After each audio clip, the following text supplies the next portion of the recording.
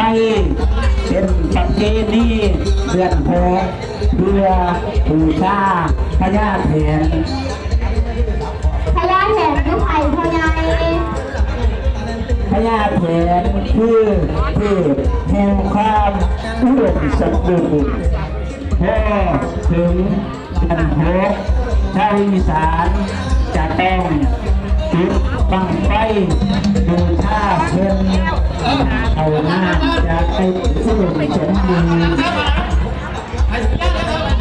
เมื่อนี้มีแห่บุญบังไฟบ้านบุญเสียงไม่พ่อใหญ่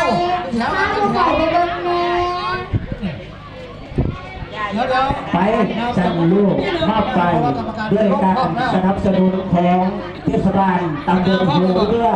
เชิญขนมนะครับฟังเพลงกันเลยนะครับพ่อใหญ่ ฟังเพลงเลยครับเป็นเทพเจ้าความสูงซอยมีน้ำกินน้ำมีของกินเด็กสมบูรณ์ดีแล้วพ่อใหญ่